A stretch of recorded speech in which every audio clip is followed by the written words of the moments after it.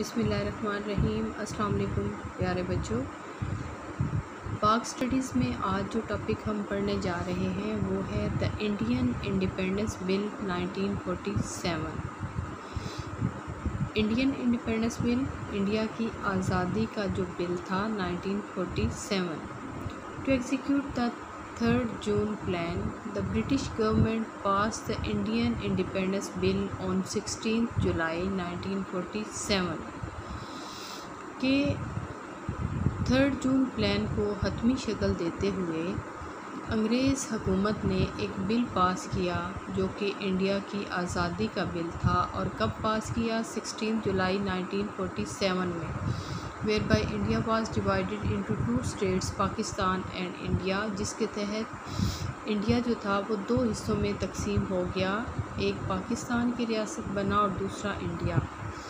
Red caliph award for the demarcation of the boundaries of Punjab and Bengal, 2 boundary commissions were constituted under the joint chairmanship of Sir Cyril Radcliffe के हदबंदी के लिए हदूद की पंजाब और बंगाल के सूबे की 2 जो थे कमीशन वो तश्कील दिए गए और जिनकी हेडशिप कर रहे थे, चेयरमैन जो थे वो सर सिरिल रेडक्लिफ थे।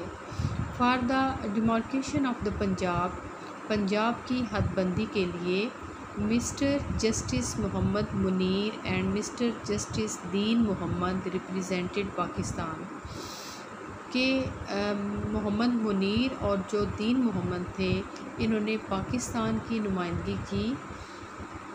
While justice Mehr Chand Mahajan and mister justice Teja Singh represented India, और इंडिया की तरफ से जो नुमाइंदगी कर रहे थे वो मिस्टर चंद महाजन थे और मिस्टर तीजा सिंह थे। ऑल दोज जेंटलमैन वर जजेस ऑफ द हाई कोर्ट, ये सारे लोग कौन थे? ये जज थे हाई कोर्ट के। For the demarcation of Bengal, ऊपर जो बात हो रही है वो पंजाब की हो रही है और अब यहाँ पे बंगाल का बताया जा रहा है। Mister Justice Abu Saleh Mohammad Akram and mister Justice S.A. Rahman represented Pakistan, while Justice C.C. Biswas and mister Justice B.K. Mukherjee represented India.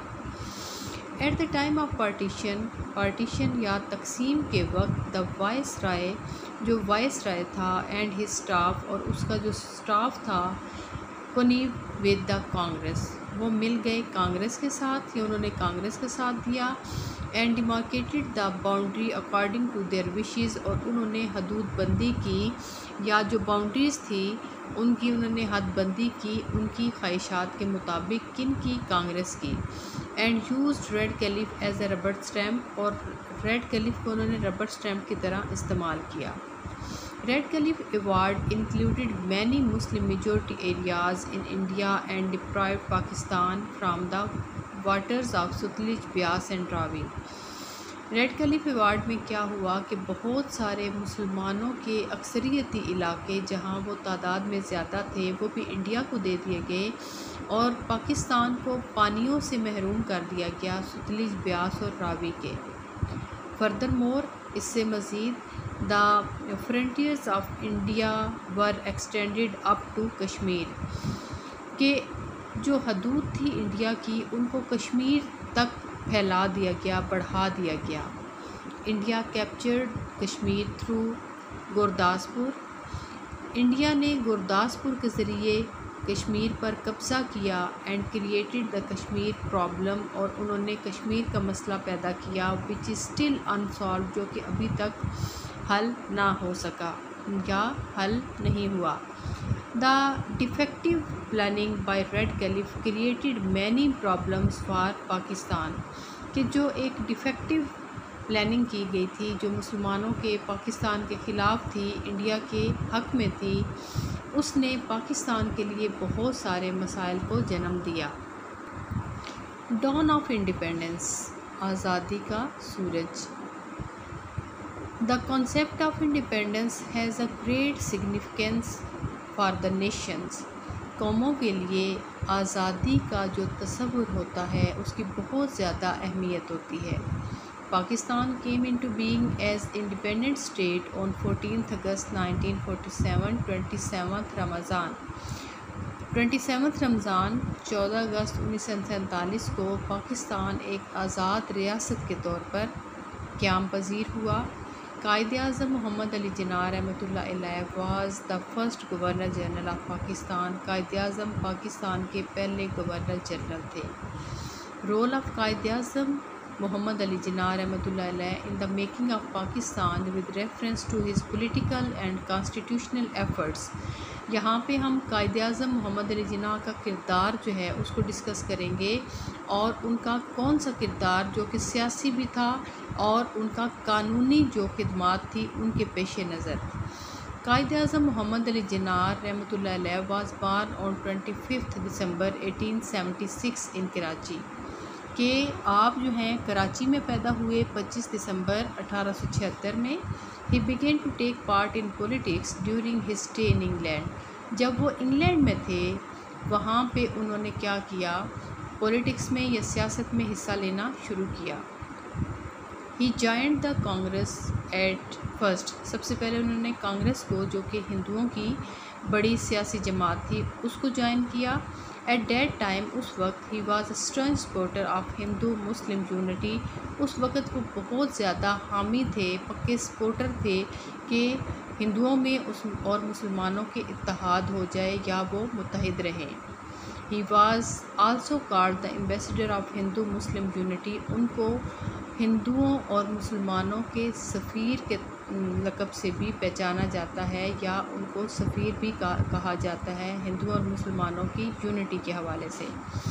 इन 1909 में the Minto Marley reforms was implemented in India. India में मिंटो मार्ले इस्लाहात जो हैं वो इम्प्लीमेंट की गई या उन पर अमल दरामद किया गया। The number of members of the viceroy's council was also increased. जो वाइसरॉय काउंसिल के मेंबरान की तादाद थी उसको भी बढ़ा दिया गया। फ्राम 16 to 28, पहले वो 16 थी और वो बढ़कर 28 हो गई। The Muslims of Mumbai elected Quaid-e-Azam Muhammad Ali Jinnah as their representative. Muslim league ने कायद-ए-आज़म को अपने नुमाइंदे के तौर पर नामज़द किया। इन 1913 ही जॉइंड द मुस्लिम लीग। 1913 में कायद-ए-आज़म ने मुस्लिम लीग को ज्वाइन किया।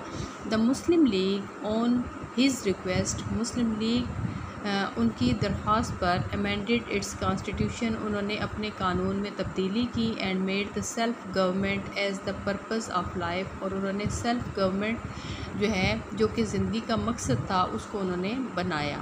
मतलब ये कि जो कवानीन उन्होंने बनाए हुए थे कायद-ए-आज़म के कहने पर, उसमें उन्होंने तब्दीली की। His statesmanly politics shook the roots of British rule. कि आपकी जो सियासत थी उसने जो अंग्रेज़ हुकूमत थी उसकी जड़ों को हिला कर रख दिया। He left the Congress in 1920। इन्होंने कांग्रेस को 1920 में छोड़ दिया due to its anti Muslim policies. उनकी मुसलमानों के मुखालिफ जो पॉलिसीज़ थी उसके सामने रखते हुए। इन दिसंबर 1916 में the Muslim league and the Congress agreed to hold simultaneous public meetings in Lucknow. कि मुस्लिम लीग और कांग्रेस मुत्तफिक हुए कि वो एक मुश्तरका पब्लिक मीटिंग रखेंगे लखनऊ के मकाम पर। The meeting of the Muslim league was chaired by Quaid-e-Azam Muhammad Ali Jinnah. Muslim league की मीटिंग की जो सदारत थी वो कायद-ए-आज़म कर रहे थे। He said in his address, उन्होंने अपने एक खिताब में कहा, we do not want any reward or concessions. हमें कोई इनाम या कोई रियायत नहीं चाहिए। Nor are we desirous of any discriminatory political treatment. ना ही हमें कोई इम्तियाजी सियासी सलूक चाहिए। एट दिस प्लेस, इस मकाम पर, the two political parties signed a landmark agreement called Lucknow pact. कि इसी मकाम पर दो सियासी जमातों ने एक जो है वो एग्रीमेंट या मुआहदा साइन किया था जिसको लखनऊ पैक्ट कहा जाता है। एट द सेम प्लेस, और इसी जगह he was awarded the title of ambassador of Hindu Muslim unity. इसी मकाम पर इनको जो है वो नवाजा गया टाइटल से हिंदू मुस्लिम इत्तेहाद के सफ़ीर के। In 1919, the British government passed the Rowlatt Act, under which the government was granted the authority to arrest without warrant or trial. जो अंग्रेज़ हुकूमत थी उसने एक कानून रोलाट एक्ट के नाम से पास किया, जिसके तहत हुकूमत को ये इख्तियार दिया गया कि वो बग़ैर किसी वारंट के, बग़ैर किसी मुकदमे के जो है वो किसी को भी अरेस्ट कर सकती है। अंडर दिस लॉ, इस कानून के तहत any accused could be trialled in camera without judicial review, बग़ैर जुडिशल रिव्यू के किसी को भी जो है वो जवाबदेह होना पड़ता कैमरा में। कायद-ए-आज़म मोहम्मद अली जिन्ना अपोज द एक्ट, कायद-ए-आज़म ने इस कानून की मुखालफत की एंड डिक्लेयर्ड इट अनकॉन्स्टिट्यूशनल, और इसको गैर कानूनी या गैर आइनी कहा। He resign from viceroy's council to protest, उन्होंने एहतजाजन वाइसराय की कौंसल से इस्तीफ़ा दे दिया। ऑन दिस ओकेजन, इस मौके पर ही सैड, उन्होंने कहा, I feel the government that passes or sanction such a law in times of peace forfeits its claim to be called a civilized government। मैं महसूस कर रहा हूँ कि हुकूमत जिसने पास किया है, कबूल किया है एक कानून को अमन के टाइम में, कि वो एक मुहज़्ज़ब हुकूमत कहलाने के हक़ से महरूम हो गई है। Nevertheless, I hope that Secretary of State for India will persuade the British government to reject this black law। मैं मज़ीद ये उम्मीद करता हूँ कि जो सेक्रेटरी ऑफ स्टेट हैं इंडिया के, वो आमादा करेंगे अंग्रेज़ हुकूमत को कि वो इस काले कानून को रिजेक्ट कर दें या कबूल करने से इनकार कर दें। इन 1929 Quaid-e-Azam presented his famous 14 points. 1929 में कायद-ए-आज़म ने अपने मशहूर 14 नकात पेश किए।